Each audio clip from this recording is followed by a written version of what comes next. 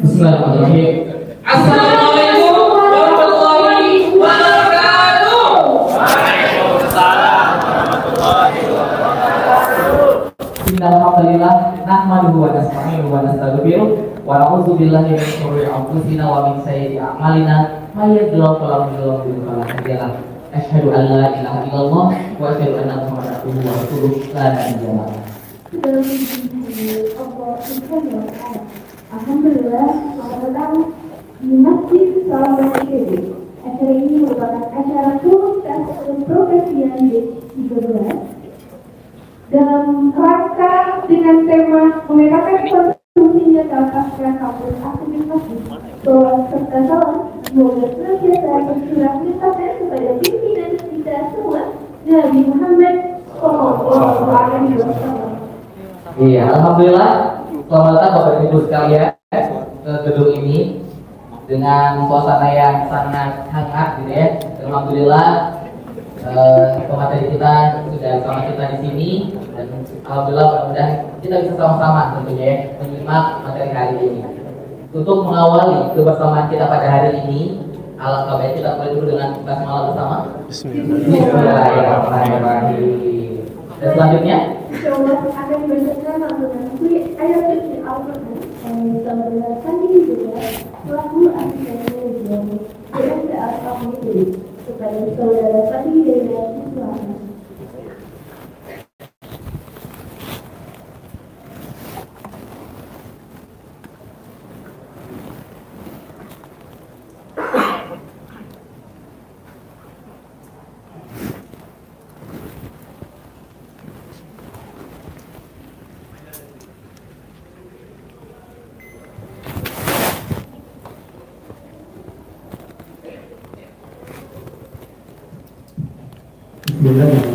Assalamualaikum warahmatullahi wabarakatuh. Waalaikumsalam.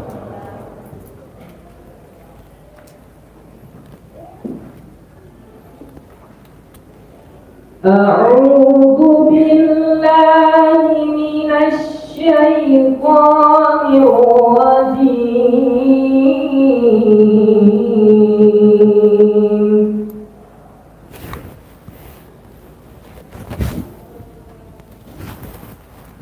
Bismillahirrahmanirrahim.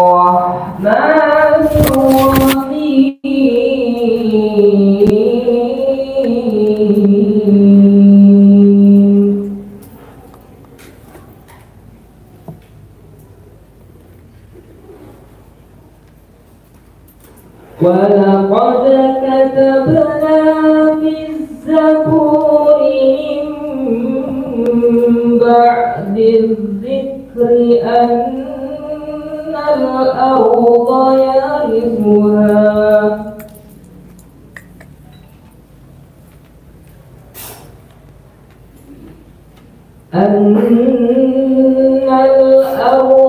يَرِثُهَا عِبَادِيَ الصَّالِحُونَ.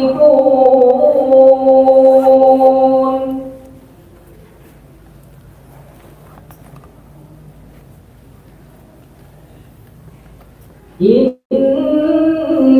fi hadza labalaghan liqaumin 'abidin.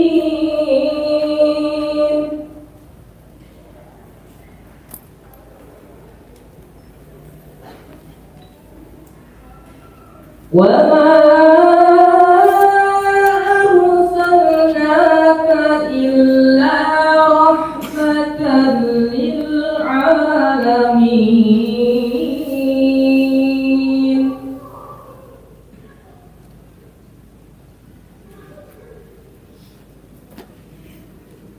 Qul innama yuha ilayya annama ilahukum ilahun wahid.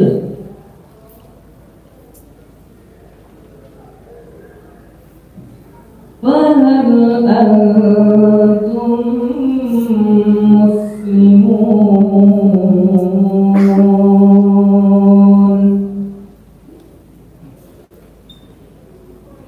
Shadaqallahul Azim.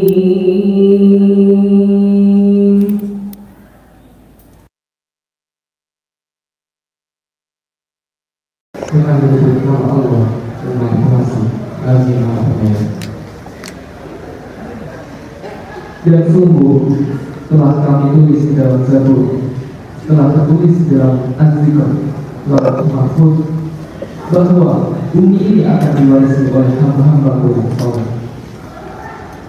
Sungguh apa yang disebutkan di dalam Al-Quran ini benar-benar menjadi petunjuk yang lengkap bagi orang-orang yang mengenal Allah. Dan kami tidak mengutus engkau Muhammad melainkan untuk menjadi rahmat bagi seluruh alam. Katakanlah Muhammad, sungguh apa yang diwahyukan kepadaku ialah bahwa Tuhanmu adalah Tuhan yang Maha Esa. Maka apakah kamu telah berserah diri kepadanya? Marilah Allah berserah firman-Nya. Wassalamualaikum warahmatullahi wabarakatuh. Waalaikumsalam.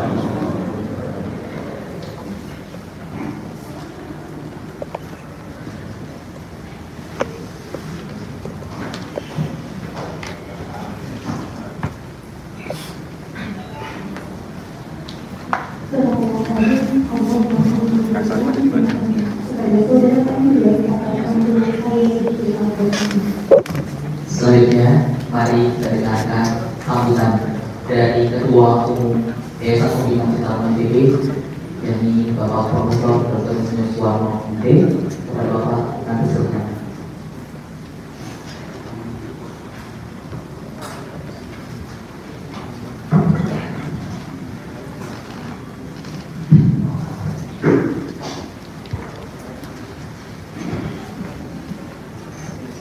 Bismillahirrahmanirrahim. Assalamualaikum warahmatullahi wabarakatuh. Waalaikumsalam warahmatullahi wabarakatuh. Alhamdulillahirabbil alamin.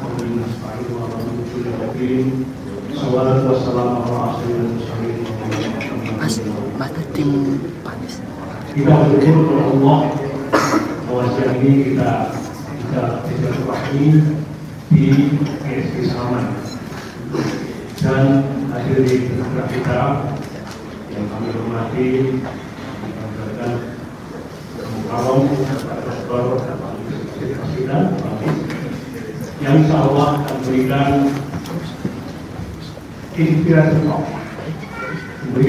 kepada kita dalam mendapat pengalaman beliau pada hati-hati aman yang tergabung dalam beberapa kategori ini. Negara muda yang mau jadi negara, intelektual muda yang menjadi orang ketua, dosen, peneliti, investor, orang Nobel karena yang berkeluar juga ingin menjadi pengusaha, kemudian profesional muda, kemudian juga pulau society terjun di masyarakat, kemudian apa di dalam nanti bisa sampai lagi. Saya kira terima kasih karena ini sudah hadir dengan kita. Waktu sekarang terbatas, kita itu saya kita ingin segera mendengarkan tausiah beliau, inspirasi beliau, dan pada dalam akhir-akhir mahasiswa dan kelulusan dan segera tentang kontribusi pada masyarakat lagi disebutkan bahwa kita harus menjadi paham kepada Bapak sekalian. Terima kasih dari sini. Terima kasih. Mohon maaf ini sudah masih sekali gitu ya, dan kedua sabda dari kami yang kepada Tuhan dan kita lainnya. Terima kasih. Assalamualaikum warahmatullahi wabarakatuh.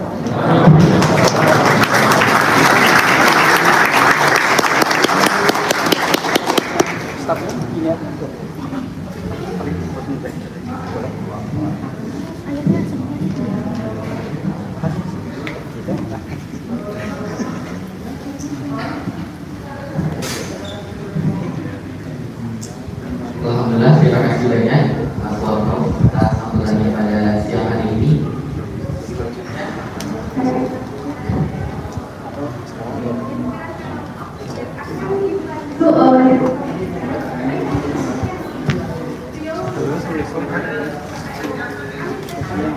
Ada di samping. Oh, siap.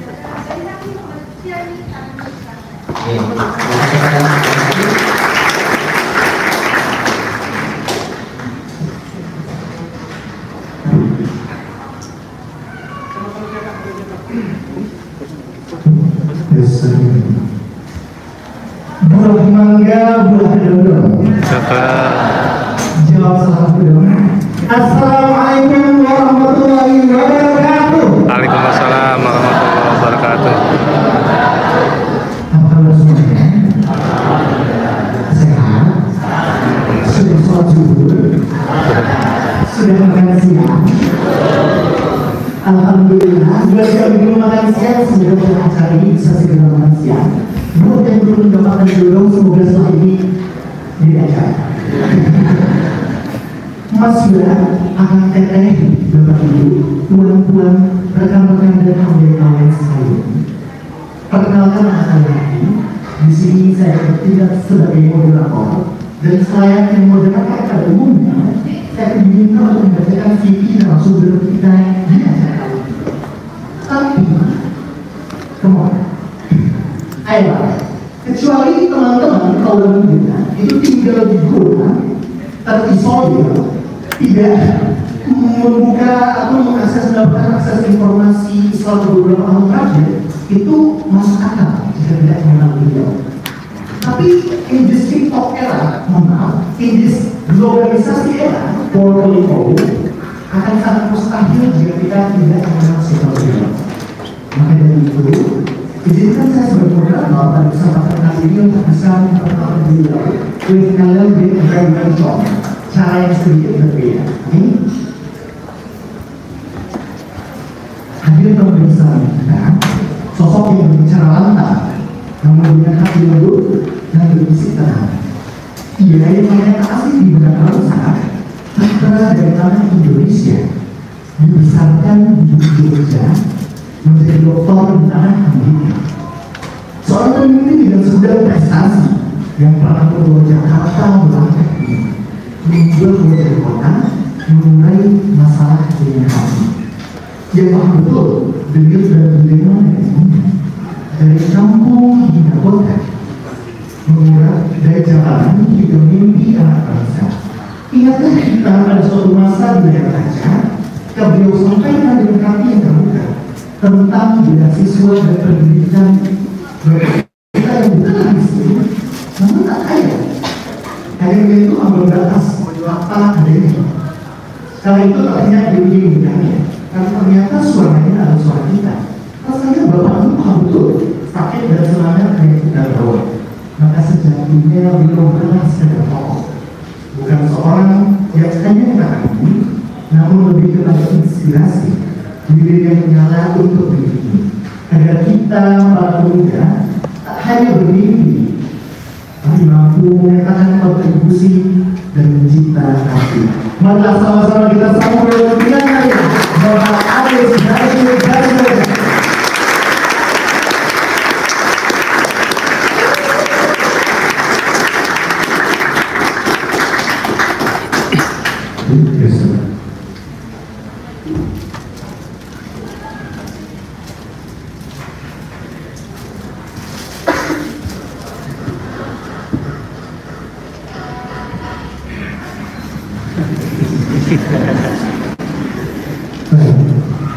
Selamat siang Pak Anis. Selamat siang.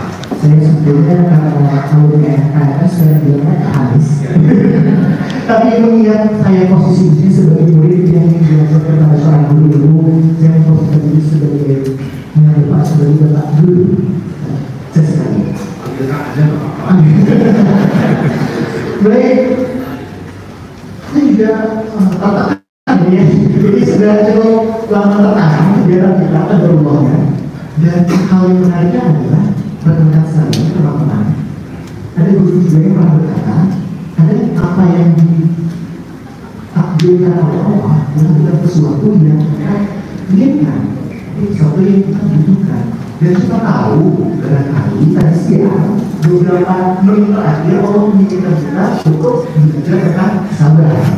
Sebelum nanti belajar dari berapa apa yang akan disampaikan beliau seperti ini. Maka dari itu saya eksekutif dulu. Oke, baik. Rekan-rekan sekalian, saya mau berkata sedikit. Oke, yang ada di hadapan Anies sekarang ini adalah mereka yang disebut sebagai aktivis masjid. Aktivis masjid adalah mereka yang menjadi kader Masjid Salaman ini. Bahasanya kader cukup militan ya, kayak pembakaran gitu. Tapi yang dimaksud kader di sini adalah mereka mungkin di sini ada yang sudah bekerja, ada yang sudah menikah, ada yang mahasiswa ITB, ada yang mahasiswa UIN Bandung dan dari berbagai latar-latar. Dan ada di luar Bandung. Betul, saya dari Padang. Akhirnya mana? Saya dari Padang. Dan yang bisa saya jamin dan pastikan di tengah keberagaman inilah setiap dari kami ini kita memiliki satu mimpi yang sama, satu semangat darah yang sama, yakni mewujudkan Indonesia menjadi generasi yang berkualitas, yang disebutkan pada umumnya Indonesia Emas 2045. Jadi itu yang bisa saya jamin bahwa peserta di depan Bapak ini adalah orang-orang yang seperti ini. Sebelum itu saya ingin menyampaikan beberapa hal kepada rekan-rekan peserta sekalian. Sebagaimana seorang muslim yang baik, kita tahu bahwa ada untuk ilmu adalah untuk bisa menyiapkan dan membiarkan semua yang terjadi pada Allah. Dan kalau kita mendengarkan materi kesejahteraan dan mengucapkan basmalah, maka itu saya ingin mengajarkan kembali untuk sama-sama meneruskannya. Ketika mendengarkan apa yang disampaikan oleh kita, semoga bisa bermanfaat dan keberkahan untuk kita pun dan beliau berikutnya. Oleh karena itu, sama-sama kita berikan aplaus yang meriah untuk Bapak Ali.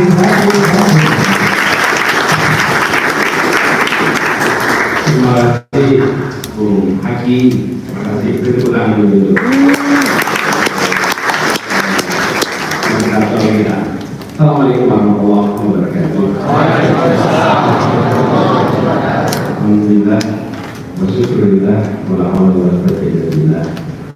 Allahumma shalli wa sallim wa barik ala sayyidina Muhammad wa ala alihi wa sahbihi ajma'in. Alhamdulillah rabbil alamin Islam dinna wa bil Muhammadin rasul rabbil alamin.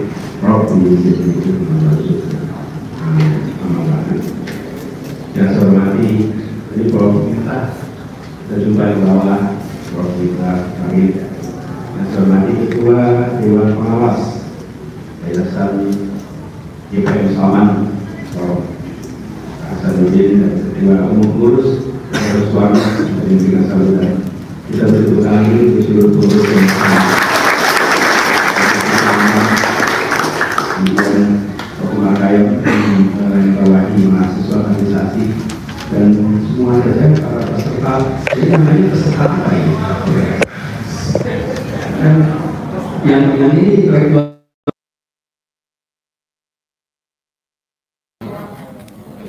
yang merasa semuanya juga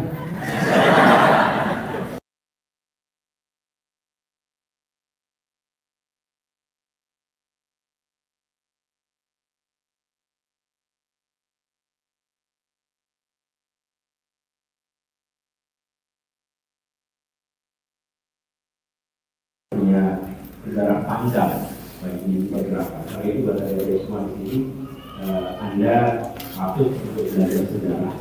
Tapi lebih baik lagi, Anda siap untuk membuat sejarah. Karena juga ini inspirasi. Jadi training ini mengingatkan saya pada masa waktu saya masih kuliah. Waktu kuliah dulu saya punya kesempatan untuk menjemput satu orang yang saya kenal dulu tokoh di Salman, namanya Imaduddin Abdul Aziz. Bang, nah, saya ini kenal Bang Iman dari buku Kuliah Tauhid. Jadi saya Kuliah Tauhid bukunya Bang Iman itu saya kagum betul dengan buku itu, saya baca. Tapi juga saya itu terkejut ketika baca buku itu, bahwa ternyata Bang Imat itu lulusan ITB. Saya pikir ini ulama kiai, ternyata di ITB juga ya kiai. Kenapa? Tidak Bang Imat itu. Nah, kebetulan Bang Imat datang ke Jogja, saya dapat tugas menjemput. By the way, teman-teman semua, kalau jadi panitia, saya dulu sering jadi panitia, seksi transportasi. Bukan paling penting ya, yang paling penting itu kan ketua, sekretaris, tapi seksi transportasi itu supir. Tapi dia yang jemput pembicara, dia nemenin pembicara, dia yang paling banyak kenal dengan semua pembicara yang diundang ke kampus. Jadi dapat kesempatan tuh Bang Imat, nah, saya ngobrol, saya nemenin Bang Imat, keliling lah saya sama Bang Imat. Nah, satu ketika saya waktu itu tanya, Bang Imat gimana ceritanya Bang Imat ini kok masuknya ITB, jurusannya listrik. Lalu dia cerita, saya ini di Sumatera Utara. Lalu saya masih duduk di bangku SMP kalau nggak salah, atau SMA, ada peresmian Bendungan Asahan. Pada saat peresmian Bendungan Asahan, yang datang adalah Bung Hatta. Pada masa itu belum ada televisi, radio masih minim, koran belum masuk. Jadi semua orang itu kepengen lihat yang namanya pemimpin Indonesia dari Sumatera itu seperti apa sih? Namanya Bung Hatta. Jadi beliau cerita, dia dan orang-orang di kampungnya itu jalan kaki sampai 6 jam ke lokasi peresmian, pengen lihat Muhammad Hatta. Bang Imat berangkat, lalu menonton pidato peresmian. Nah, dalam pidato itu Bung Hatta bilang, ini kita meresmikan Bendungan Asahan, kita akan perlu membangun lebih banyak lagi bendungan-bendungan seperti ini. Indonesia masa depan membutuhkan pembangkit energi lebih banyak lagi, bendungan lebih banyak lagi. Dan beliau katakan ini, Indonesia akan membutuhkan insinyur listrik yang banyak di masa depan. Lalu apa kata Bang Imat? Semua anak muda pulang kampung pengen jadi insinyur listrik. Karena kata-kata Bung Hatta. Dan itu sebabnya lalu Bang Imat katanya berangkat ke Jakarta, ke Bandung, ambil jurusan listrik, kata Bung Hatta. Walaupun sesudah perjalanan katanya kurang cocok gitu. Jadi akhirnya pindah bidang gitu. Tapi saya mendengar cerita itu, kemudian reflektif aja, segitunya ya, apa ya segitunya. Bayangkan Bung Hatta itu profesinya apa itu? Kalau ditanya hari ini, profesinya apa Bung Hatta ini? Politisi, okay? Yang dijauhi orang hari ini loh. Nah iya, politisi pidato, semua mendengarkan dan semua mengatakan saya akan taati apa yang dikatakan. Tidak ada yang pulang itu sambil mikir, adiknya Bung Hatta usaha listrik apa ya? Adiknya Bung Hatta ikut tender di mana ya? Temannya Bung Hatta punya urusan pembangunan, nggak ada. Tidak ada satupun yang mendengar pidato Bung Hatta lalu membayangkan Bung Hatta lagi ngasih kode sama teman-temannya, siap-siap proposal. Enggak, Bung Hatta lagi bicara dan anak-anak muda pulang pengen jadi insinyur listrik. Apa artinya? Ada kepercayaan tanpa syarat pada pemimpinnya. Itu yang harus kita kembalikan di Republik ini hari ini. Boleh tepuk tangan, tidak apa-apa. Itu yang harus dikembalikan, bagaimana pemimpin itu dipercaya dan kemudian rakyat bergerak bersama atas visi yang dimiliki oleh pemimpin. Pemimpin itu, Anda kan insya Allah pemimpin ini kan, betul ya? Oh kurang yakin gitu loh. Yakin? Dek, dua orang angkat kursi di sini, Dek. Ini kursi ini, Anda yang kucir dan belakangnya yang putih, berdua ini kursinya diangkat, pindahin ke sana nih. supaya tidak ada pembatas di antara kita. Ya, angkat pindahin situ.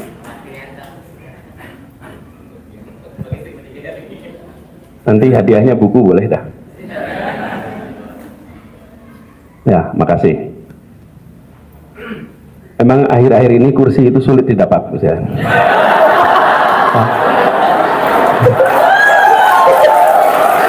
Aduh.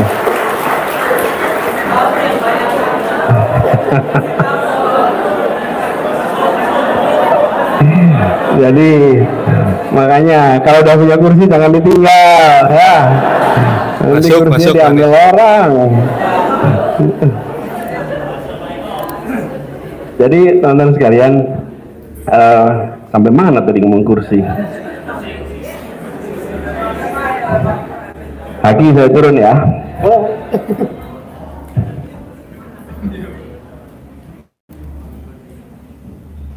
Jadi teman-teman sekalian, itulah pemimpin. Nah, teman-teman di sini yang akan jadi intelektual muda, negarawan muda, entrepreneur muda, atau Anda akan jadi pemimpin. Adalah pemimpin, dan hari ini juga Anda pemimpin. Apa kriteria utama pemimpin muda dibandingkan pemimpin tua? Apa, atau kira-kira gini, apa yang membuat Anda, seseorang ini disebut pemimpin? Tanggung jawab, bagus. Apa lagi? Punya visi masa depan, oke. Mempengaruhi orang lain, jujur, bagus. Punya inovasi, semangat juang, tidak nepotisme. Waduh. Ada tuh nepotisme, tetap pemimpin loh. Oke. Apa lagi? Hah? Bisa membuat keputusan. Teman-teman, itu semua adalah pemimpin yang baik. Pertanyaannya bukan pemimpin yang baik itu seperti apa. Pertanyaannya apa yang membuat Anda disebut pemimpin? Sederhana, bila punya makmum. Iya teman-teman, Anda masjid nih, ada mihrabnya, ada sajadah imam, Anda sholat di mihrab, sholat di atas sajadah imam, tapi sendirian, boleh nggak disebut imam? Nggak. Jadi yang buat Anda disebut imam siapa? Begitu ada satu orang di belakang Anda, status Anda berubah jadi, ingat-ingat itu.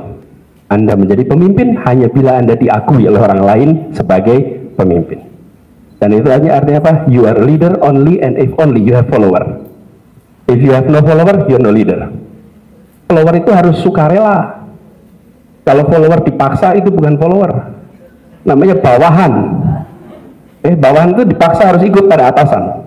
Tapi kalau pemimpin, Anda, nah karena itu anak muda, apa yang menarik? Anak muda Anda diakui oleh sebayanya. Itulah keunikan pemimpin muda. Karena Anda diakui oleh sebayanya, sebaya yang mengakui Anda. Dari mulai ketua kelas, ketua kelompok pramuka, kelompok PMR, lalu Anda diakui oleh sebayanya. Pengurus masjid, itu semua adalah pengakuan. Nah, teman-teman sekalian, ke depan teman-teman akan ketemu dengan situasi di mana ada ruang berkiprah yang panjang. Ini kalau saya baca di sini ada abdi negara muda, ada profesional muda, ada entrepreneur. Tadi saya minta dibuatkan minta siapkan flip chart. Saya coba gambar di sini, teman-teman. Kenapa saya ingin obrolkan soal ini?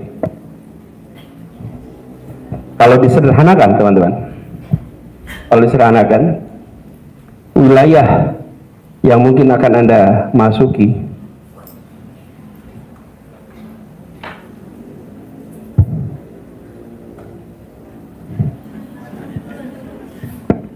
nggak apa-apa. Nah, ini dia. Sama seperti listrik ini mendadak mati. Tapi nggak usah konspirasi, memang ada kecelakaan di situ. PLN itu kasihan loh Bapak Ibu. Saya sering cerita, bekerja di pemerintah itu seperti PLN. Saat berfungsi nggak ada yang bilang terima kasih. Emang ada yang WA ke PLN terima kasih ya listrik nyala? Nggak ada. AC nyaman, nggak ada. Tapi begitu mati PLN nomornya berapa? Brengsek PLN ini, parah PLN ini. Itu pas lagi mati, tapi pas lagi nyala nggak ada yang bilang terima kasih. Dia nanti begitu nyala pada bilang terima kasih ya sama PLN ya. Banyak insecurity dulu di situ.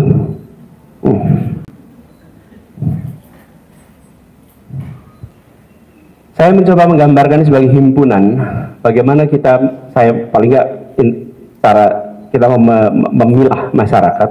Ini adalah sektor pemerintahan, politik, demokrasi. Ini adalah sektor bisnis, sektor pasar, market atau ekonomi, dan ini adalah sektor yang sulit diartikan menggunakan istilah lain. Saya menggunakan third sector, sektor ketiga. Ini sektor sosial, akademik, kampus. Nah, teman-teman sekalian, Anda akan ketemu dengan masa depan yang infinite. SD ke SMP, SMP ke SMA, SMA kuliah, itu ada opsinya. Dari SD saya pilih SMP mana, dari SMP SMA mana, dari SMA kampus mana. Setelah selesai kampus apa? Ya, itu nggak lagi multiple choice, itu open ended. Berapa tahun nggak ada ujungnya. Kuliah ada ujungnya, SMA ada ujungnya, tapi begitu di sana nggak ada ujungnya, teman-teman. Nah, saya membayangkan teman-teman semua memproyeksikan kira-kira ruang Anda akan di mana nih? Di wilayah bisnis ekonomi, di wilayah politik, pemerintahan, demokrasi, atau di ruang sektor ketiga, ini akademik, sosial, NGO di sini. Nah, tapi ini tidak terpisah. Ada yang berada di tengah sini, dan ada juga yang bisa mengerjakan tiga-tiganya di sini.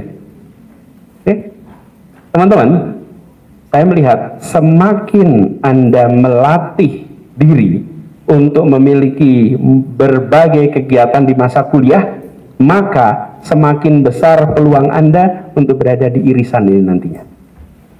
Dan yang berada di irisan ini bisa mengerjakan berbagai hal bersama-sama. Oh ya, makasih. Jadi, tapi udah jadi mas ini. Kalau sekarang jadi nggak proporsional nanti ya. Oke. Jadi teman-teman, irisan yang di sini nih, ini adalah irisan-irisan di mana mungkin Anda akan bisa memainkan peran secara bersamaan. Nah, saya membayangkan teman-teman dari sekarang mulai menambah ruang kegiatan sehingga Anda memiliki kebiasaan atau kompetensi untuk bisa berada di berbagai tempat. Ada orang yang hanya stuck di sini terus, ada hanya stuck di sini saja, dan ada tidak salah, itu adalah pilihan ya. Tapi ketika melihat bangsa seperti kita, bangsa Indonesia yang sedang membutuhkan pemimpin-pemimpin yang bisa berbagai urusan, maka baik untuk bekal itu ditumbuhkan dari sekarang.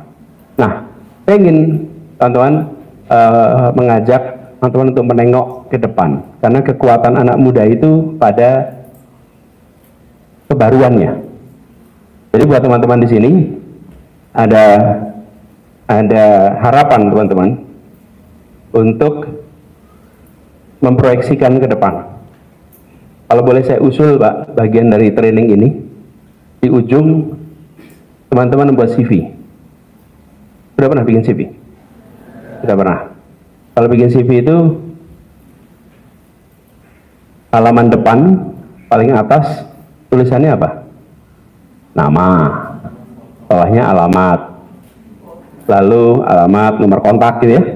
Lalu bawahnya lagi satu paragraf menjelaskan kompetensi, betul ya?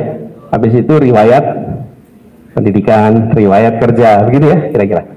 Nah, saya boleh usul Anda nanti di ujung training ini punya itu. Tuliskan CV Anda. Lalu CV itu ditulis di tahun 2044. Jadi bayangkan Anda berada di tahun 2044. Alamatnya di mana ya? 20 tahun lagi Anda di mana ya? 20 tahun lagi di mana ya?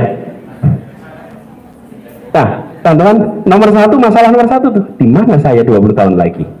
Oke? Itu Anda putusin tuh.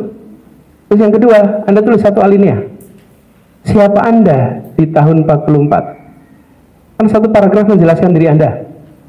Saya seorang entrepreneur yang memiliki usaha dengan omset sekian, dengan pegawai belasan ribu, memproduksi ABCDFG.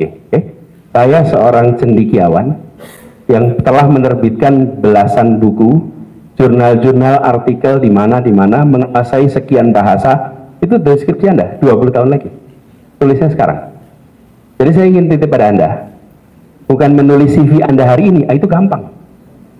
Tapi saya ingin Anda menulis CV seakan-akan Anda berada di tahun 2044. Lalu masalah kedua, urutannya tahun 24 sampai 27 apa yang Anda kerjakan? 27 sampai 30 apa? 30 sampai 35 apa? 35 sampai 40 apa? 40 sampai 44 apa? Harus bayangkan tuh, mau kemana? Nah, saya gambarkan ini tadi, sektor pemerintah, bisnis, dan sektor ketiga.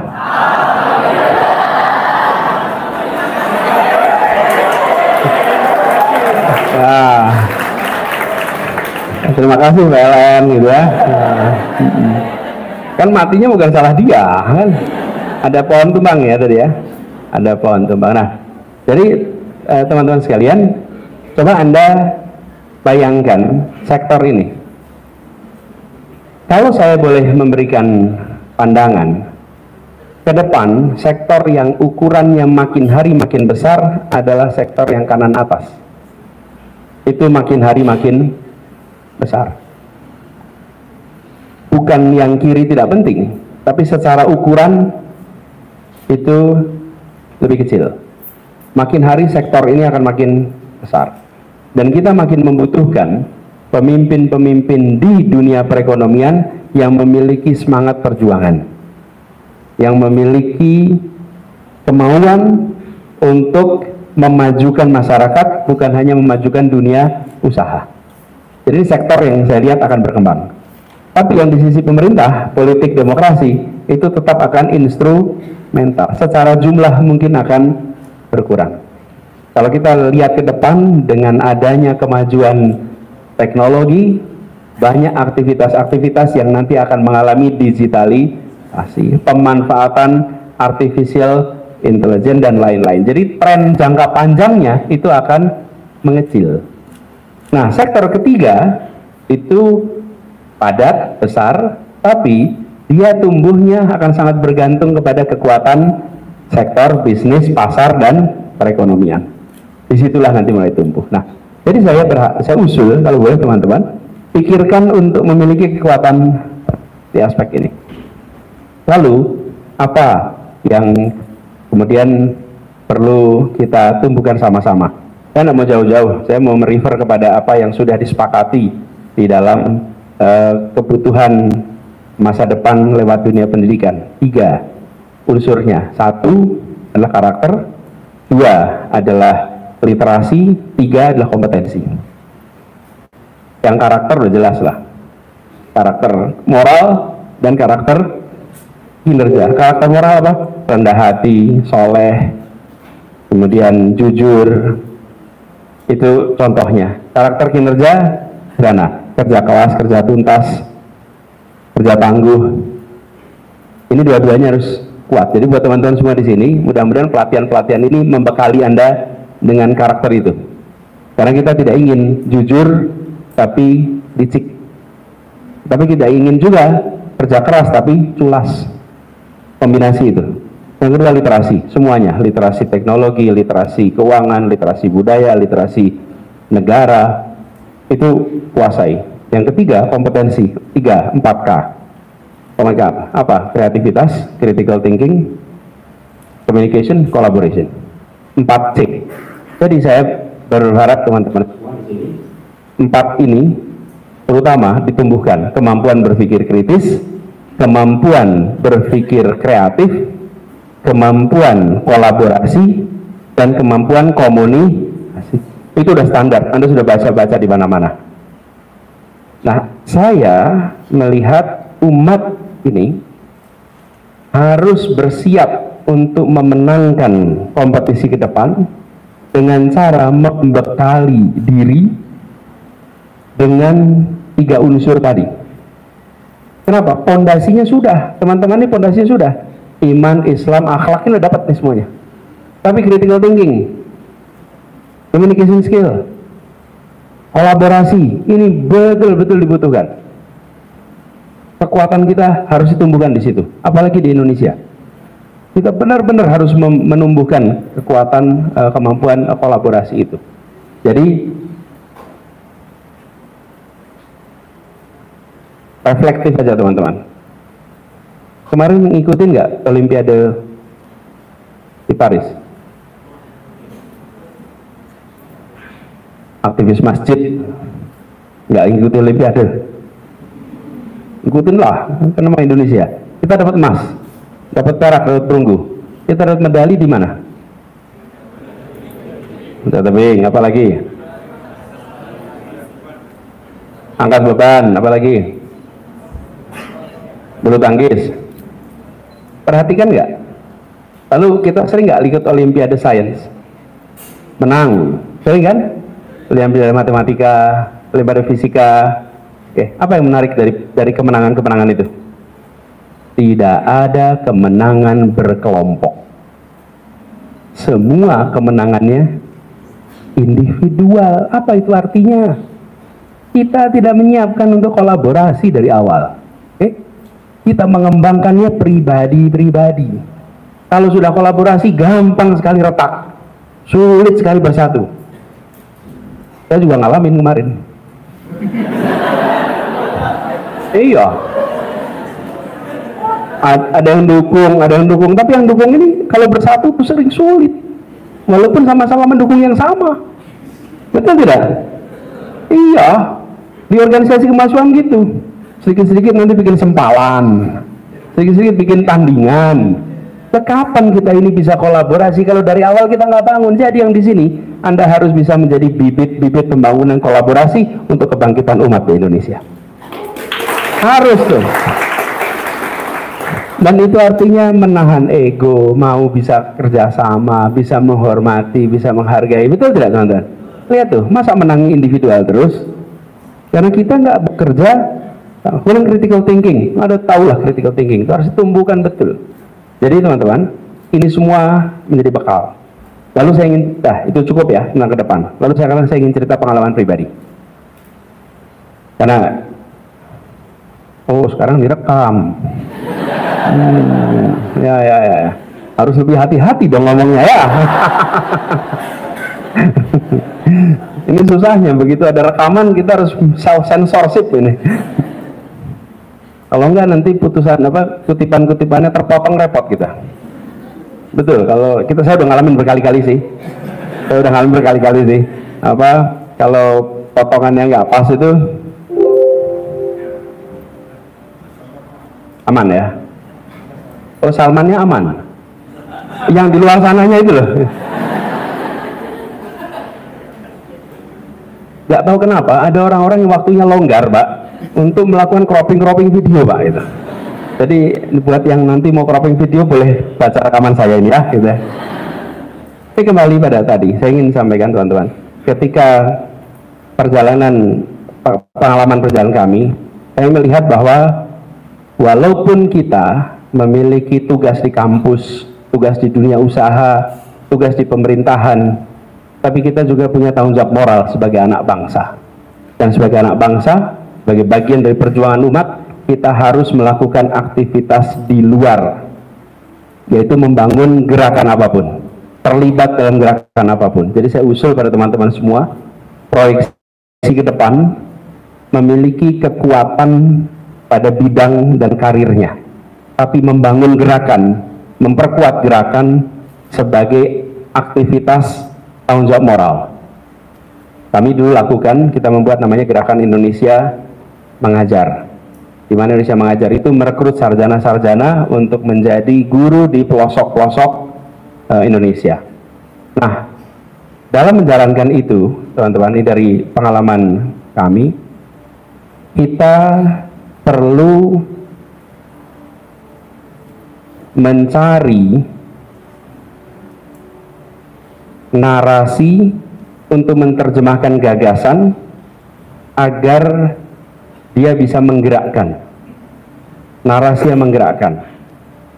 Jadi teman-teman, ke depan saya usul memikirkan serius apa yang Anda kerjakan dan mikirkan bagaimana mengajak orang lain untuk terlibat dalam gerakan yang mungkin nanti Anda buat. Jadi jangan hanya membuat program, tapi membuat gerakan. Dalam gerakan ada program, tapi dalam program belum tentu ada gerakan. Nah, ini artinya kalau ketemu dengan masalah, bukan hanya menyelesaikan masalah, tapi mengajak semua pihak menyelesaikan masalah. Jadi kekuatannya ada pada mengajak semua pihak menyelesaikan masalah. Nah, itulah yang menjadi gerakan. Kami ketika memulai Indonesia Mengajar bukan mencoba menyelesaikan masalah, tapi mencoba mengajak semua pihak untuk menyelesaikan masalah. Nah, dengan begitu, maka kita akan membangkitkan rasa kepemilikan atas masalah. Negeri ini, Republik ini dibangun dengan semangat gerakan, bukan program. Dan cirinya semangat gerakan apa? Semua orang ikut turun tangan, semua orang ikut terlibat. Coba bayangkan kalau negeri ini diatur sebagai program. Mempertahankan kemerdekaan itu programnya Kementerian Pertahanan. Tentara sekutu datang, rakyat bilang silahkan Kementerian Pertahanan berperang melawan sekutu, karena itu program Anda. Rakyat nunggu aja, semoga menang. Kalau kalah dikritik, kalau menang dipuji. Itu program. Tapi gerakan, semua turun tangan, semua terlibat. Kenapa? Karena saya merasa memiliki atas ini semua. Nah, dalam perjalanannya ini nuansa gerakan itu makin hari makin turun, sehingga semua yang dikerjakan besar-besar Republik ini disebutnya program, bukan sebagai gerakan. Nah, saya berharap teman-teman di sini Anda bersiap untuk mengembalikan spirit gerakan itu kembali, agar negeri ini penuh dengan gerakan. Karena begitu gerakan, dia akan bisa mengajak semua terlibat, dia akan bisa bertahan lintas generasi. Dan itulah spiritnya gerakan. Dan tokoh-tokoh gerakan itu tidak bisa dimunculkan di ujung. Di ujung itu masih tengah karir. Dimulainya ketika masa penumbuhan. Kapan masa penumbuhan? Salah satunya masa mahasiswa. Di sini semua mahasiswa, mayoritas. Coba yang mahasiswa angkat tangan. Oke. Semua ini sudah menikah belum menikah? Belum. Jadi ini adalah forum apa jadi namanya, Bu? Mudah-mudahan ya teman-teman mahasiswa, berarti ini pelatihan. Belum menikah berarti masih panjang nih perjalanan Anda ke depan. Saya pesan, tumbuhkan spirit gerakan itu dari sekarang. Terlibatlah gerakan. Dan itu kemudian jadi bekal untuk kita ke depan. Ini, Bapak sekalian, teman-teman semua yang saya hormati, menjadi makin penting lagi karena kita berada di abad 21, di mana Anda semua adalah native di dunia digital. Kami non-native, tapi teman-teman native di situ. Dan di genggaman Anda ada kekuatan yang mampu menggerakkan yang seringkali terlewatkan. HP Anda. HP Anda itu adalah sebuah instrumen di mana Anda bisa menjadi penggerak. Bulan Agustus lalu ada darurat apa namanya itu? Biru. Apa? Peringatan darurat. Peringatan darurat itu kemudian menjadi contoh, menjadi gerakan. Banyak sekali lewat gerakan digital itu muncul gerakan. Jadi, bila dahulu ketika membangun gerakan itu dibutuhkan resources yang besar, hari ini tidak lagi. Anda bisa membangun sebuah gerakan walaupun dengan resource yang ada di badan kita sendiri, minim. Karena itu teman-teman membutuhkan kreativitas, kejelian tadi, kemampuan critical thinking, kemampuan kreativitas, kemampuan komunikasi, kemampuan kolaborasi. Anda bisa bangun gerakan. Nah, ini teman-teman sesuatu yang tidak dimiliki oleh generasi sebelumnya. Jadi dengan bekal itu kami berharap teman-teman bisa menumbuhkan spirit gerakan lebih mudah ke depan. Teman-teman sekalian, saya berharap kita bisa berdiskusi lebih jauh. Nanti ada pertanyaan, ada komentar, silahkan Anda ungkapkan, nanti kita diskusi lebih jauh. Yuk, Bung Bayhaki, berikan kesempatan untuk teman-teman berdiskusi. Terima kasih. Assalamualaikum warahmatullahi wabarakatuh. Terima kasih banyak Bapak Anies Rashid Baswedan atas laporan ilmu yang luar biasanya. Berikutnya kita akan masuk kepada sesi tanya jawab, sesi diskusi kepada rekan-rekan kepada rekan-rekan peserta akan kami berikan. Enggak ada yang mau bertanya? Oh, tidak ada. Kak Haki, kita tidak kenal. Oke. Sepertinya dari yang perempuan terlebih dahulu, teteh di sana yang sendiri, boleh teh? Oh, ada panitia yang bantu, boleh? Ini Bayhaki kalau boleh usul. Boleh, ya gimana? Ditentukan dulu 5, kemudian mereka maju ke depan. Oh, oke, siap. Terima kasih, baik. Kita mulai buat yang teteh, standby dulu. Buat yang cowok-cowok kita mulai ya, tutup dulu. Lirik-lirik aku boleh? 1, 2, 3. Oke. Yang paling dekat koneksinya dengan saya. Waduh kan. Ini boleh? Dari kalangan jajaran? Asal nggak pakai MK nggak apa-apa.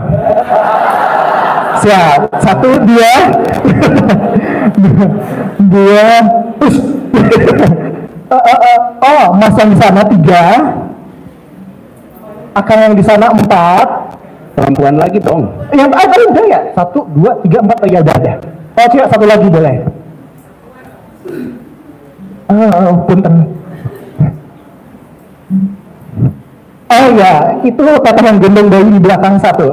Boleh, silahkan maju ke depan. Beri tepuk tangan buat penanya-penanya kita.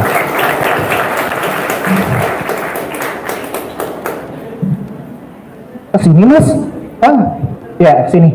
Hei, ada 1, 2, 3, 4. Apa saya salah hitung ya? Enggak benar 5 kan?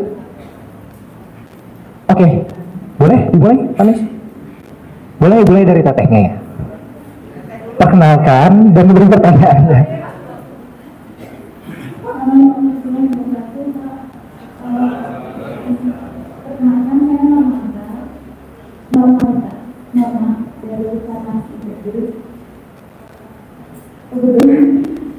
Saya sekarang sudah lulus lagi tinggal di Al-Quran dan Al-Quran ini sudah berjalan selama 2 tahun dan masih sama Dewi juga. Terima kasih.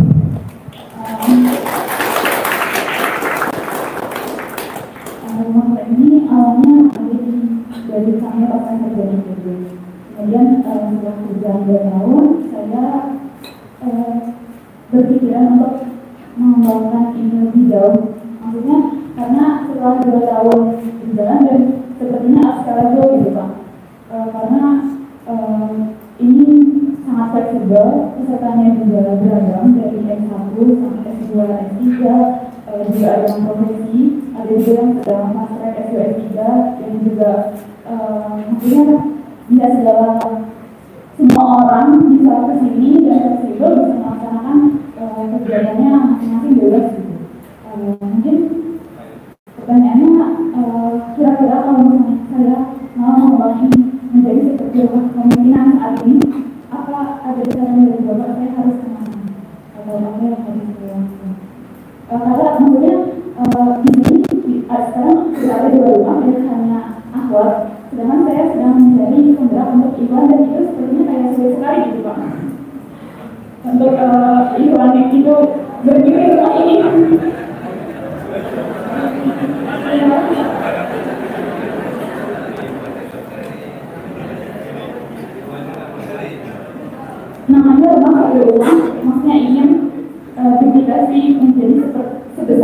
kepemimpinan saat ini.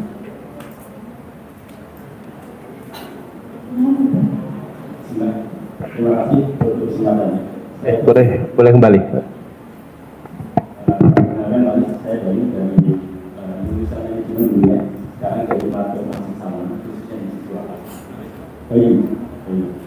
Nah, pertanyaannya, karena kita sekarang tadi masih dari masih membahas tentang gerakan, menurut visi Mas Anies ke depannya untuk Indonesia, bagaimana maksud ini dan juga gerakan Islaman khususnya terkait gerakan infrastruktur dan bangsa bisa ikut menggerakkan visi-visi bangsa agar bisa menyediakan perumahan. Terima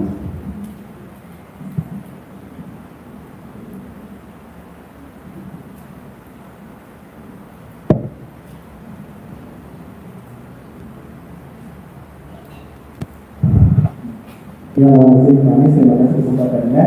Nama saya Fajar dari Malabor Masjid juga. Saya juga di zakarnya Rumah Al-Sama. Saya ingin Fajar iya. Saya ingin bertanya tadi yang terkait politisi apa ya, jadi Pak Richard Awal dulu kan itu jadi suatu hal yang dijauhi Pak. Menurut anak muda seperti saya pun itu apa ya, sebagai peran yang dianggap tidak baik dan lainnya. Kemudian ini saya mohon bertanya mungkin Pak, semoga aman ya.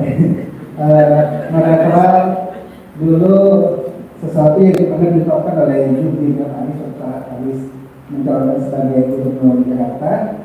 Beliau bilang ya politisi itu setelah beliau masukin ya kotor atau semuanya kotor dan penuh dengan kotoran gitu lah. Nah tapi kalau saya lihat Pak Anies kan insya Allah sebagai seorang yang bersih dan juga politisi ya amanah insya Allah. Semoga ekspektasi saya benar Pak. Nah ini juga mungkin di-sharingkan ataupun dikasih tips dan triknya bagi kami yang masih muda supaya nanti ketika ingat bergabung di politik itu tidak menjadi bagian yang kotornya ataupun tidak dikotori Pak. Dan kotori dalam artian seperti yang sekarang sedang ramai ya Pak, rekan Bapak itu.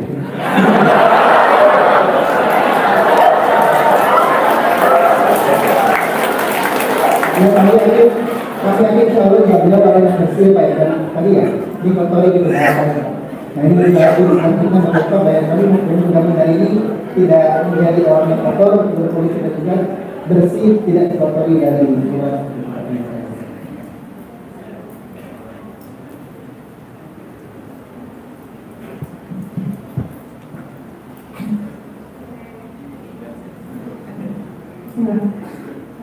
Anies izin bertanya, saya dari Universitas Pendidikan Indonesia izin bertanya Pak. Jadi mungkin sekarang hari ini gitu ya banyak aktivis-aktivis, banyak pemuda-pemuda yang juga menginginkan gitu ya terkumpul di dalam lingkungan-lingkungan yang memang punya spirit yang sama nih ya Pak. Mungkin dalam hal idealisme, nilai-nilai dan sebagainya. Saya izin bertanya berkaitan dengan gimana sih caranya untuk kita memulai gitu ya, menghimpun aktivis-aktivis atau pemuda-pemuda yang memang ada di berbagai Indonesia untuk memiliki spirit yang sama itu sendiri. Terus pertanyaan yang kedua, gimana sih Pak supaya kita nih punya spirit idealisme dan nilai-nilai tidak, sedangkan mungkin di realitanya gitu ya, di realitanya untuk memperjuangkan idealisme dan nilai-nilai itu tuh sangat bisa jadi kondisi saat ini bisa mengikis idealisme itu ya Pak. Bagaimana caranya supaya mungkin kita secara pribadi bisa menguatkan hal itu, dan gimana caranya untuk tadi ya dengan aktivis-aktivis atau pemuda-pemuda yang lain seperti itu.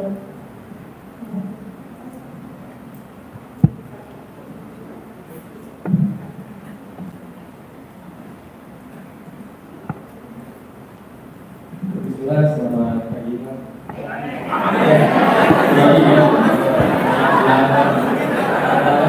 masyarakat ya, dari manajemen perkayaan rakyat, dari manajemen perkayaan itu jurusan teknik industrial. Tadi kalau bicara soal CV gitu ya, CV masa depan, mungkin nanti saya bisa masukin pernah ngangkat kursi Bapak Anies gitu ya. Jadi saat ini sebetulnya saya tingkat aja, tapi punya hobi di literasi dan juga kepenulisan. Saat ini sedang membangun sebuah komunitas penulis namanya Nyarita Bandung. Kemudian ada salah satu poin dari apa yang Bapak sampaikan yang menarik, yaitu soal inklusivitas dalam gerakan. Itu kita bukan berfokus pada menyelesaikan masalah, tapi mengajak semua orang untuk mencoba menyelesaikan masalah. Dan di sini ada satu barrier atau blocker dalam membangun gerakan itu, terutama dalam literasi dan hal yang berbau intelektual itu karena ada sedikit fenomena ivory tower atau sedikit mungkin kurang inklusif bagi orang-orang yang mungkin saat ini kalau kita lihat di TikTok ada yang mulai makin anti intelektualitas atau antagonisasi orang-orang pintar karena merasa terintimidasi, dan itu menjadi semakin sulit untuk dirangkul mengingat polarisasi yang terjadi akhir-akhir ini gitu, karena algoritma dan sebagainya. Jadi pertanyaan saya adalah bagaimana caranya untuk menyikapi hal tersebut dalam membangun gerakan yang sifatnya adalah memang branding utamanya adalah intelektualitas bagi orang-orang yang justru target utamanya adalah orang-orang yang tidak ingin tergabung ini. Itu mungkin Pak. Terima kasih.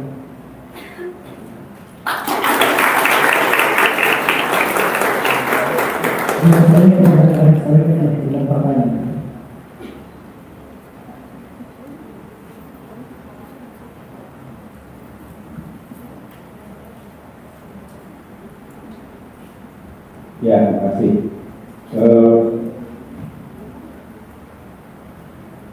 Normalita, mana normalita? Ya, terima kasih. Bagus, Anda sudah bikin sebuah tempat kayak rumah, mudah-mudahan nanti bisa jadi rumah kepemimpinan. Usul saya sederhana. Kalau Anda tahu bahwa ini bukan yang pertama, maka jangan Anda reinvent dulu. Jadi usul saya tidak akan memberikan usulan teknis, tapi usulan saya, Anda datangi rumah-rumah kepemimpinan yang ada. Anda tanya doors-nya, Anda tanya berhasil gagalnya. Oh, dari situ ada manfaatnya. Karena Anda bukan yang pertama. Jadi paling gampang begini. Dan dengan cara begitu, kemudian Anda nanti bisa melampaui usia biologis. Kalau tempat Anda baru berusia 2 tahun, tapi Anda belajar di tempat yang sudah 15 tahun dari 20 tahun, maka Anda memindahkan akumulasi pengalaman itu ke tempat Anda yang baru 2 tahun. Dan disitulah keuntungannya. Contoh dia Korea Selatan. Korea Selatan itu dalam waktu 60 tahun mengalahkan yang dikerjakan Eropa Barat 350 tahun. Kenapa? Ya karena dia pindahkan pengalaman itu sehingga dalam waktu yang singkat dia bisa mengejar. Nah, teman-teman juga begitu. Kalau Anda tahu yang pertama itu urusan semua urusan, bukan hanya urusan yang dibuat oleh Nurmani tadi. Dan Bayu, sama Bayu. Saya tidak akan memberikan petunjuk teknisnya, Bayu. Ini bukan yang pertama kita menginginkan zakat menjadi penggerak untuk peningkatan kesejahteraan. Ada banyak tempat yang sudah menyelenggarakan dan berhasil. Jangan reinvent the wheel. Lakukan inspirasi itu tidak datang dari meditasi, teman-teman. Inspirasi itu datang dari interaksi. Anda datangi, Anda berinteraksi dengan yang pernah mengerjakan. Kalau Anda berinteraksi, ini teman-teman, alatnya dipakai, teman-teman. Saya alat ini, kita punya sosmed, kita punya sosmed kan jadi, ya teman siapa? Ini teman SD, teman SMP, teman SMA, teman kuliah. Kalau itu terjadi, maka itu namanya alat modern merawat hubungan masa lalu. Yang Anda harus itu berteman dengan masa depan. Jadi, misalnya kita mengelola badan amil zakat, sudah akan berteman dengan badan-badan amil zakat terkemuka ini yang sukses dalam mengelola wakaf, mengelola sedekah, mengelola zakat, sehingga pengalaman itu diambil. Jadi kita bisa manfaatkan itu, teman-teman. Dan AI itu akan menjadi bagian dari kehidupan kita. Kehidupan ke depan itu bukan kita dengan atau tanpa AI, tapi bisa memanfaatkan atau tidak bisa memanfaatkan. Fajar soal politik nanti sudah saya jawabnya. Ini kilat, bagaimana menghibur mahasiswa yang sosialisme, kemudian bagaimana kita menjalankan kadang-kadang harus kompromi. Saya pakai papan tulis lagi. Teman-teman, Anda akan ketemu dengan dilema yang itu sering terjadi dalam kehidupan. Gak mungkin Anda dalam hidup ini tidak ketemu dilema yang saya mau sampaikan ini. Idealisme itu artinya apa sih? Idealisme itu artinya Anda bekerja berdasarkan nilai. Nilai itu Anda pegang, lalu Anda menyebut dirinya sebagai idealis. Saya bayangkan itu seperti ini. Idealisme itu, ini nilai, atau ini idealisme. Di sini apa unsurnya? Benar. Yang di bawah ini salah. Betul nggak kalau pakai idealisme? Oke. Lalu ada unsur kedua nih. Ini namanya unsur konsekuensi.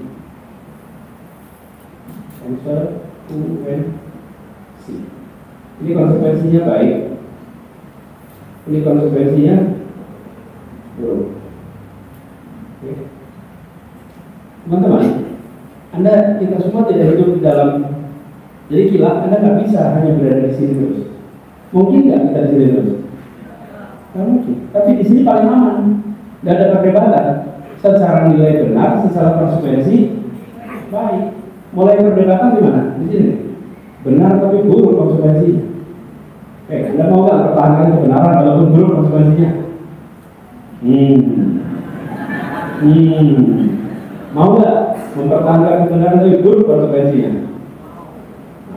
Itu dilema. Dilema itu kan ada keputusan. Nah di sini kasih tanda tanya, bukan salah.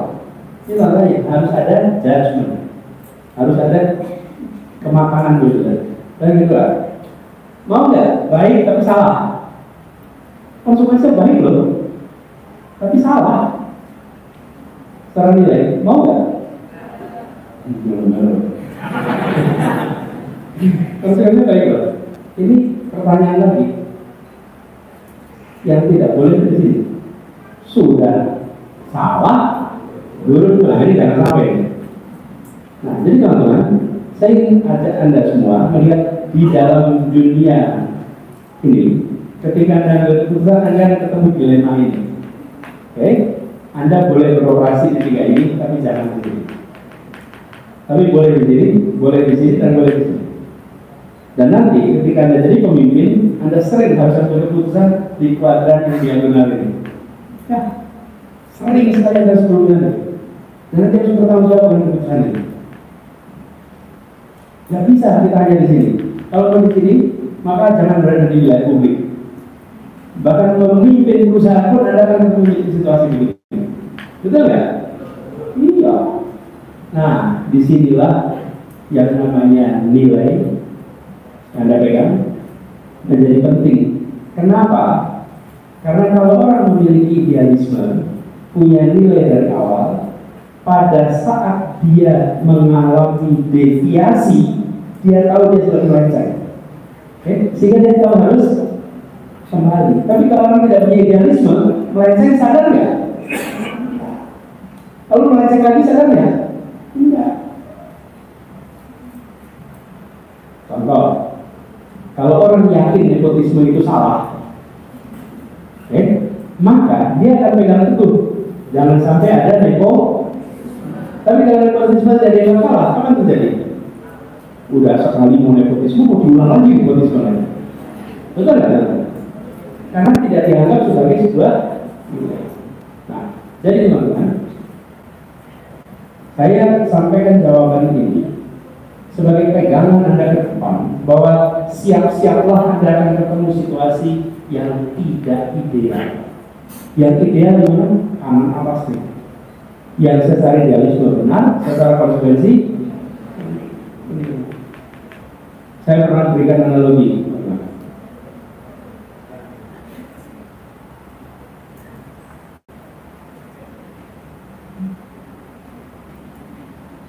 Kecelakaan di jalan yang satu arahnya ke sana, jalan satu arah ada kecelakaan. Rumah sakitnya di belakang sana, jaraknya 500 meter. Anda berada di situ, korbannya arah, lalu teman-teman harus keputusan dibawanya muter dulu atau dibawanya melawan arus. Itu namanya apa? Baik, tapi kok Anda yakin mau mengerjakan itu? Itu ada namanya judge pertimbangan. Coba kalau Anda sakot, nggak boleh lurus pokoknya demi idealisme saya harus ini setengah mati jihad insya Allah. Nggak bisa dicari berarti aman, nggak bisa. Jadi teman-teman, itulah yang saya maksud. Jadi teman-teman akan ketemu di situasi-situasi seperti itu. Jadi saya tidak ingin mengatakan ada satu rumus yang bisa untuk semua, tapi Anda harus bersiap menghadapi itu. Dan itu ada menakar. Saya pernah merekrut seseorang di kampus yang statusnya tersangka kasus korupsi. Padahal dia bukan korupsi. Jadi dia membuat mengadakan pencetakan dokumen, lalu harus diulang karena ada tamu negara yang datang, maka dia tidak mungkin mengadakan tender ulang. Akhirnya dia menggunakan pemenang tender yang sebelumnya. Ternyata secara prosedur itu dia menjadi tersangka korupsi. Dan saya waktu itu ambil keputusan yang oleh orang-orang dianggap sebagai keputusan yang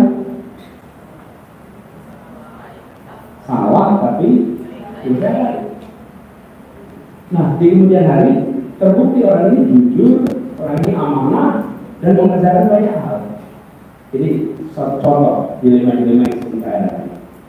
Saya pernah menghadapi situasi itu, anak kuliah tahun keempat, beasiswa full dari kampus.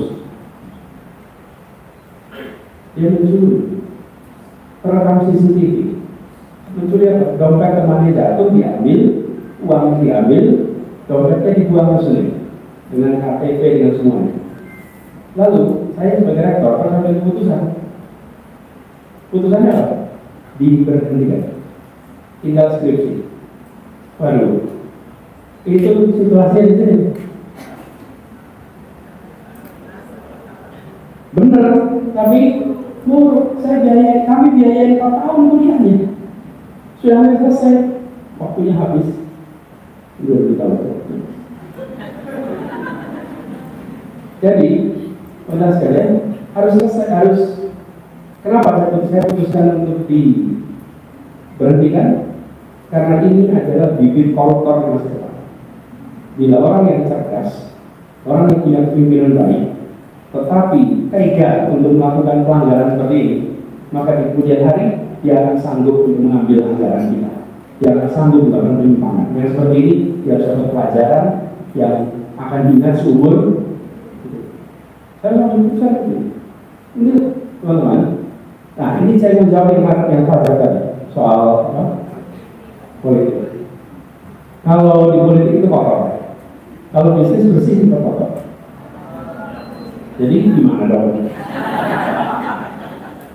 Jadi kotor dan bersih itu berbagai sektor, baik di bisnis maupun di politik selalu ada praktek yang bersih dan ada praktek yang tinggal bagaimana kita menjalani.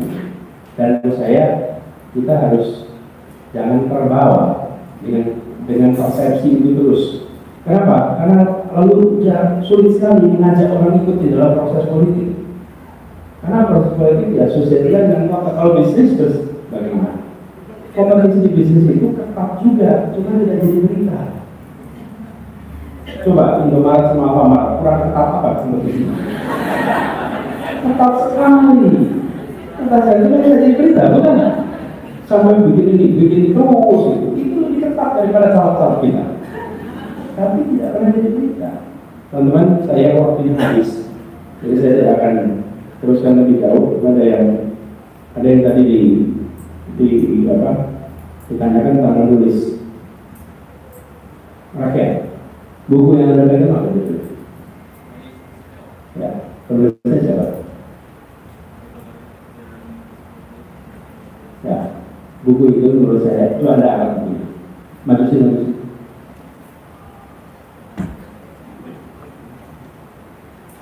Ini buku ini yang lagi baca nih. Ini namanya penulisnya Darren Acemoglu. Hari tahun ini menerima hadiah Nobel atas buku yang ditulis. Ini buku layak dibaca. Ini buku menjelaskan tentang bagaimana institusi ekonomi di demokrasi harus berjalan. Dan ini kalau diakui oleh penulis-penulis lain dari biasa, tapi penulisnya dapat hadiah Nobel bidang ekonomi.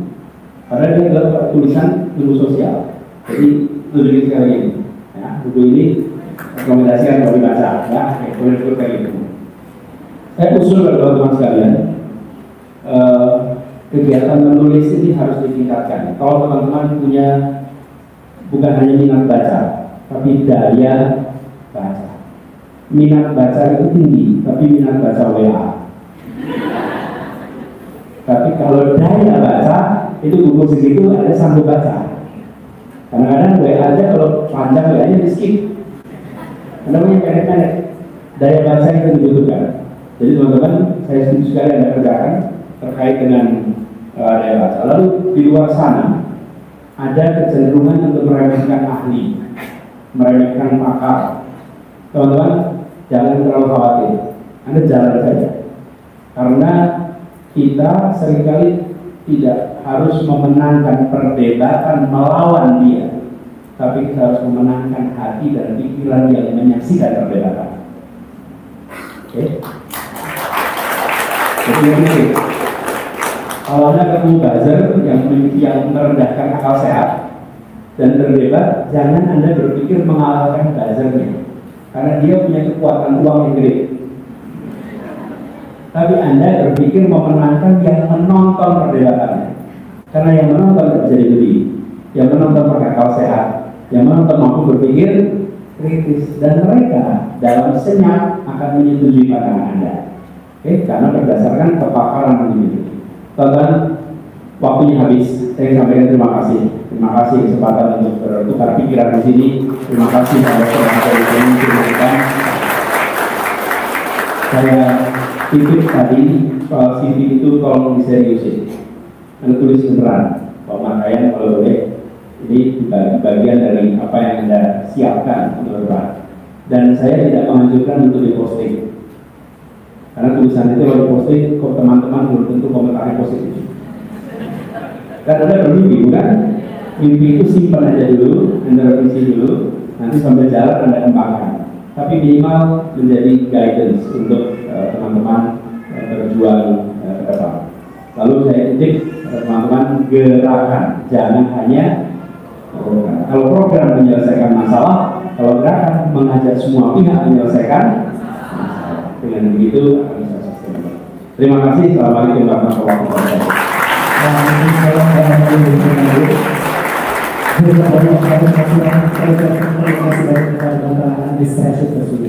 Semoga ilmu yang disampaikan oleh beliau menjadi keberkahan bagi kita semua pun dari beliau sendiri, jadi amal jaringannya tidak terhenti tentunya.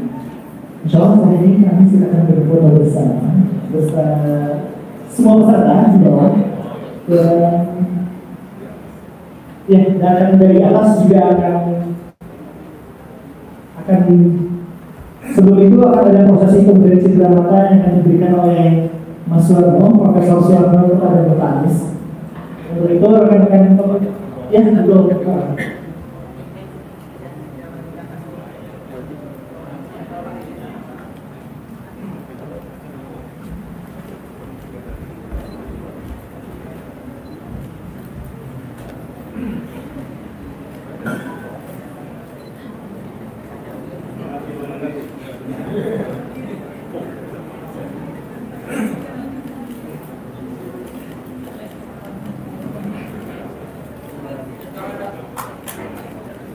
Baik,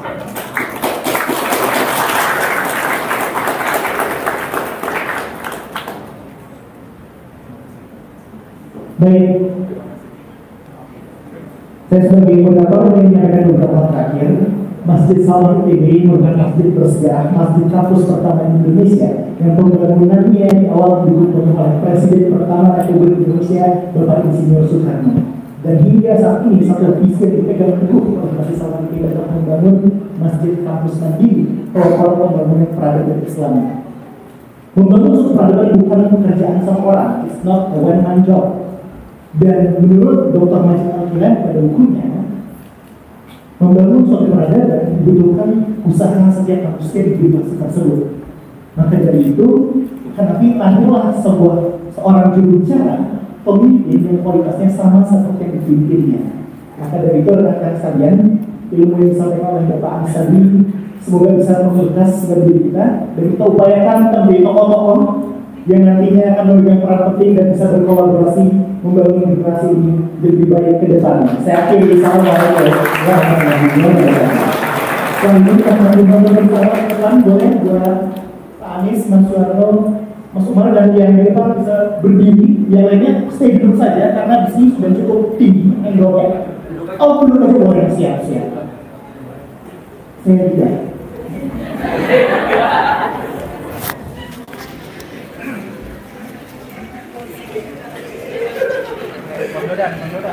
Handphone dulu ya.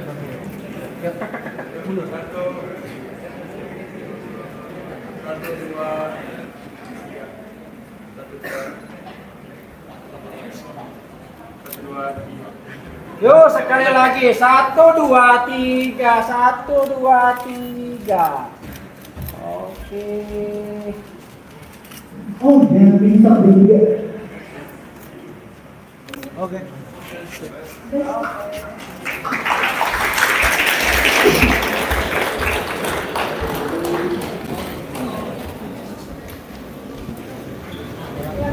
kepada Bapak Muhammad Syahri yang telah memandu jalannya acara, juga kepada Bapak Anies Baswedan yang telah memberikan inspirasi luar biasa kepada kita. Iya, terima kasih banyak akan-akan Bapak Ibu sekalian sudah menyimak materi hari ini, diambil banyak manfaatnya. Komentar singkatnya untuk acara hari ini. Alhamdulillah, sebuah kegiatan yang luar biasa menginspirasi untuk generasi muda bagaimana kita bisa memimpin, kita bisa menjadi pemimpin yang baik dan benar.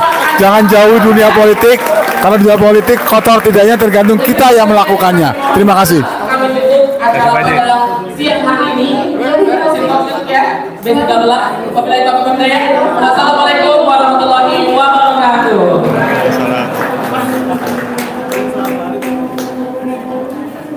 Tadi yang nanya, yang tanya. Buat Bapak Ibu akan teteh yang tadi bertanya, disilakan untuk ke depan, ada hadiah yang diberikan. Ya Bapak Ibu sekali lagi yang tadi sudah bertanya bisa ambil buku ya. Oke, baik, kita mendengarkan azan terlebih dahulu.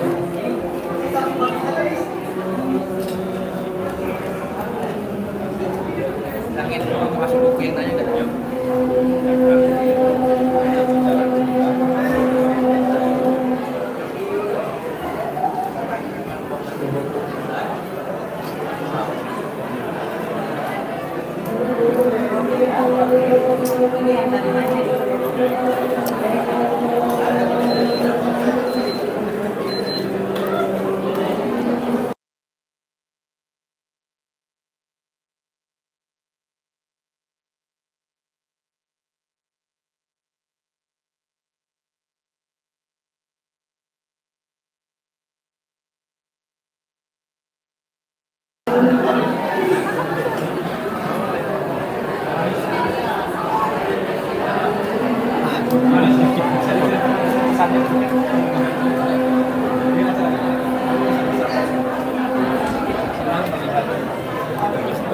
Berbagai tempat, mudah-mudahan bisa saling tukar pengalaman, saling berbagi,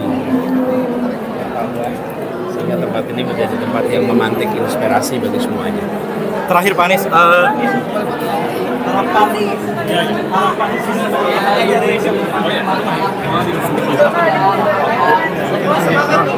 Iya, ada beberapa yang tidak setuju.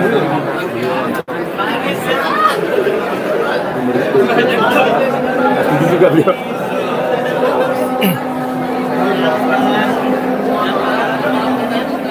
Jadi mohon tanggapannya untuk acara hari ini seperti apa? Gimana? Mohon tanggapannya untuk acara hari ini. Oh ya, jadi Bang Anies saya kira menyampaikan pesan-pesan berkaitan dengan bagaimana adik-adik para mahasiswa bisa berperan masa depan sesuai dengan kompetensinya ya, dengan berbagai bidang keahliannya untuk bisa berperan bagi kejayaan bangsa.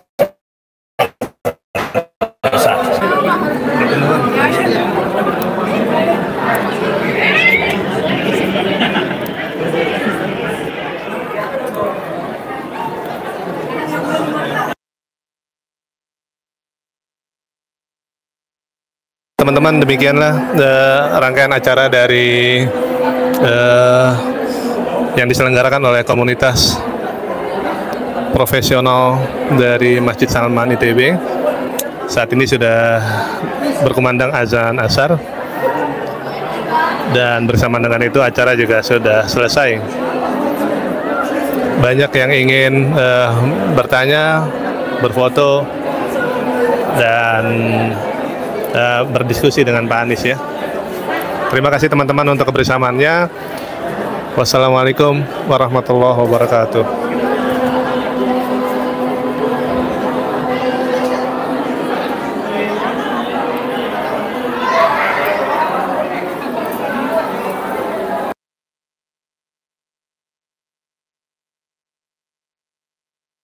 Kang, ngopi dulu Kang. Ya, turun.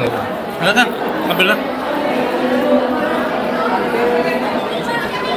Moderatornya keren banget. Terima kasih banyak Pak. Benar. Keren. Seumur hidup baru ketemu moderator ini. Alhamdulillah. Boleh lewat sini kan? Bisa.